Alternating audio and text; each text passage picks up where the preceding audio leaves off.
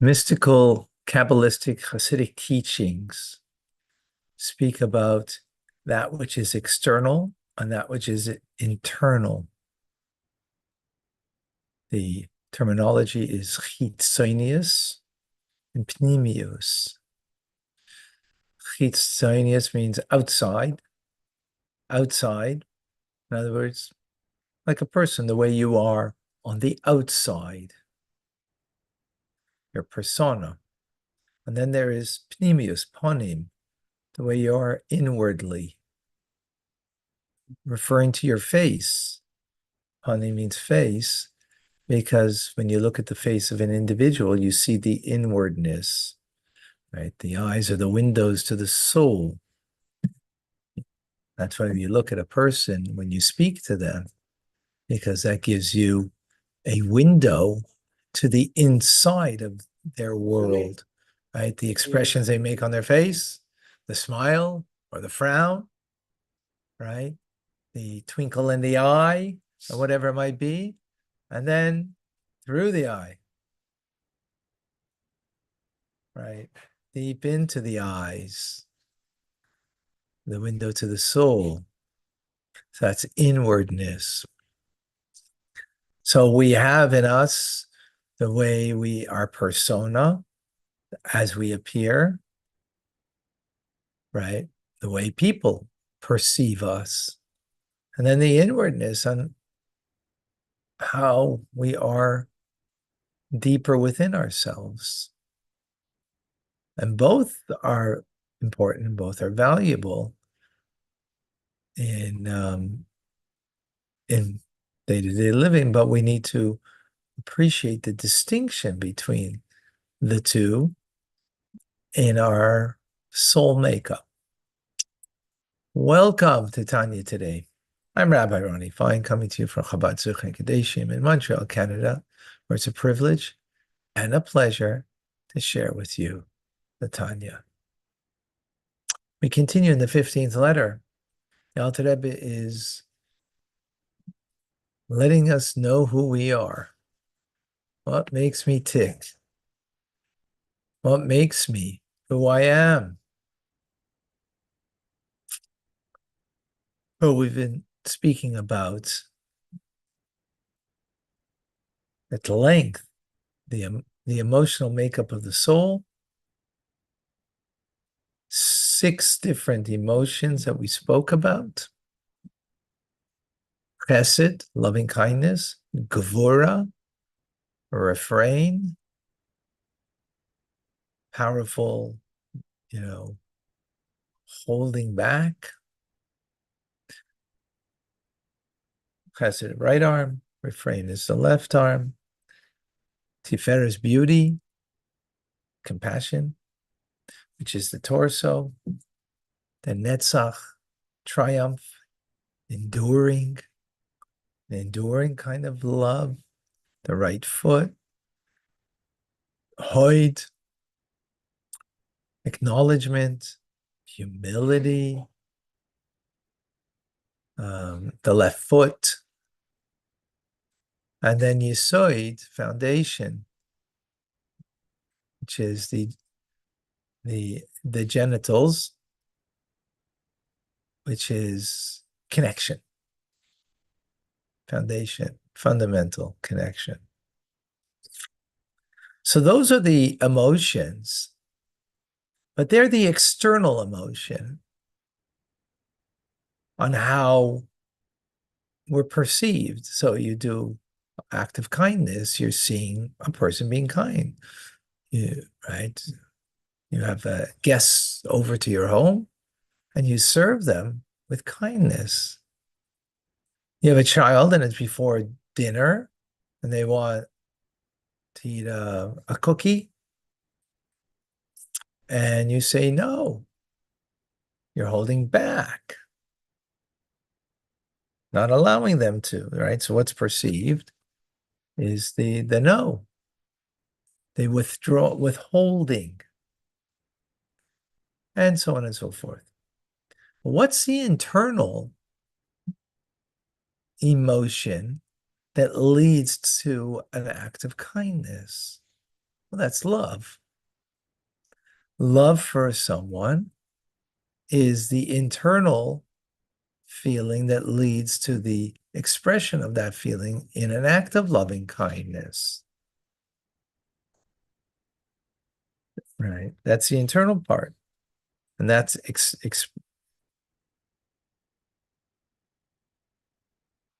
so like a father who, out of the love for his child, wants to bestow enlightenment upon them, wants to teach them, to share some wisdom with them, right? And then the other side, left side, right, is dread, fear. That is that you have a fear, a dread, because you're afraid that something negative could happen to your loved one, to your child. So you withhold from them the cookie because you fear the impact that it will have upon them, because they won't eat dinner. Simple as that. Now, I know as a parent, sometimes the fear might be is I got to deal with my kid who's going to have a sugar rush, you know, and so we're not talking about that because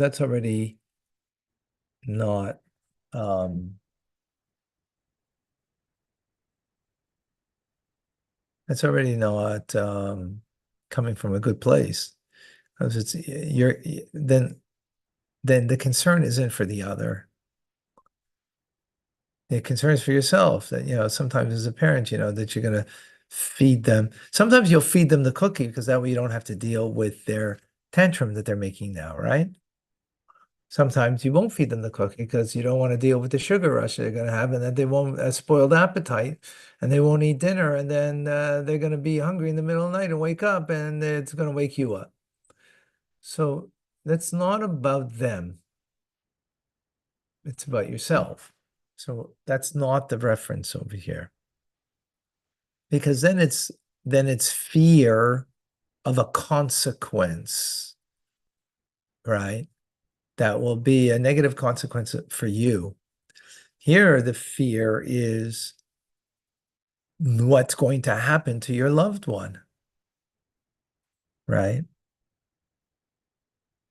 The dread is, oh my gosh, I'm going to spoil their appetite.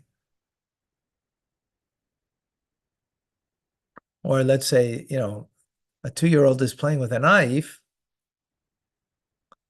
So the dread will be because they could harm themselves.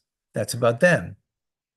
Now, it could be also they'll harm themselves, and I'm gonna have to take them to the hospital, and I can't do that now. I'm busy doing something else. So then it's not about them, it's about you, right? Just giving by way of example. Okay. In any case, so that's the internal emotion, love and fear/dread. Right? That motivates an external expression of it. So just to bring that further, the alternative doesn't over here, but so out of love, it'll motivate you as a host to give to your guests that you love. Give without boundaries, right? It will motivate you to endure, to be triumphant out of the out of the concern or the what you're struggling with. You're struggling with, maybe not giving them, but out of the love, the enduring love that you have, you triumph, you endure. That's netzach over the obstacles that might hold you back from giving, and you give, right? You give.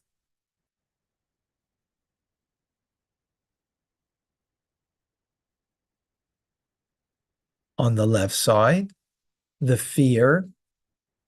What will fear produce? Fear means um, fear means also respect. When you fear an individual, you have respect for them, right? I don't mean fear here in a negative sense. You fear, you fear that person because they have a loose tongue and they may say nasty things. So you fear what they say and how they could hurt you. That's not the fear we're talking about. That's off the charts here, right? Here you have a fear slash respect for that person. You have a respect for that person. Oh, wonderful. That respect means you make space for them, right? Respect means space. You give them their space. That's respect. Love, you don't give space. You give them a hug. You smother them with love, perhaps, right? So you don't create space. Respect creates space. So in that respect that you create space, it means also you create space to be aware of them and their needs. That's what Hoid is. Hoid is acknowledgement. Hoid is a recognition. It's a humility of recognizing. So that's the left side where out of fear slash respect slash dread that creates a space. And that space, there is room for you to see that person for who they are and for what their needs are, more importantly, more what their needs are, and provide that for them. That's the left side. Now, all of this, where does it come from? Where does that love and all come from? That respect. Where does it all come from? Where does the chesed, gvura, tiferet, zeh, yisoid come from? It's an offspring. It has a mother. And the mother is Chabad. Chachma bina v'das, wisdom, understanding, and knowledge. The intelligence. It's our intelligence that gives birth to, if you will, to an emotion. In other words, the way I perceive the individual, if I perceive them in a certain way right, that will then develop the emotion towards them. If I perceive that person lovingly, in a loving manner, that's how I see them. Sorry, no, that was a mistake. You don't perceive lovingly. Lovingly is how you feel towards them, and that's what, right? If you see, let's say, the goodness in the person, so then that will develop a lovingness towards them. If you see the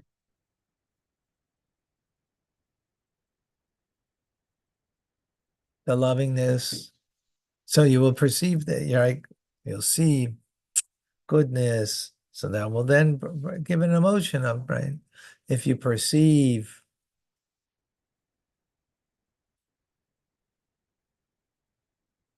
person's kind of down and out, something that might give you to compassion. If you perceive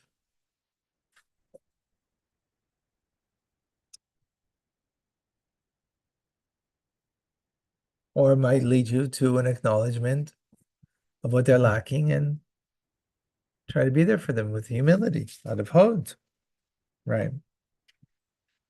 Now, the intelligence is something, as we empirically is evident, um, is something that matures. So as a child, immature intelligence will lead to desiring petty things.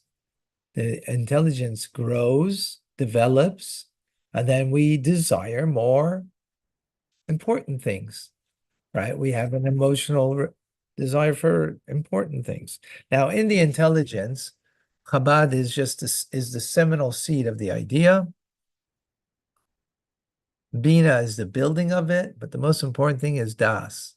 Das, the front lobe, that is about connection. The connection that we make with God, with the idea, rather. No, Chachma is. Sorry, yeah, Chachma is of Chabad. Bina is the elongating of it, the development of it, the information of it, full breadth, length, and depth. And then Das is the connection to it that becomes real for us, right? That it becomes real for us. In other words, my awareness that this is my child, or this is my student, or this is my friend. And let's say, for example, awareness of how I'm bonded with them. They're a part of me. Like, yeah, this is playing in your mind. This is not the feeling yet, right? But it's my child who I'm, is a piece of me. It's a fellow Jew who is a piece of my, where, we share a soul. We share the same trough of souls, right? It's this person who is such a good person. And the more it becomes real to you who they are and what they mean to you, then that will, of course, feed the emotion more deeply, right? That's today's lesson. All right.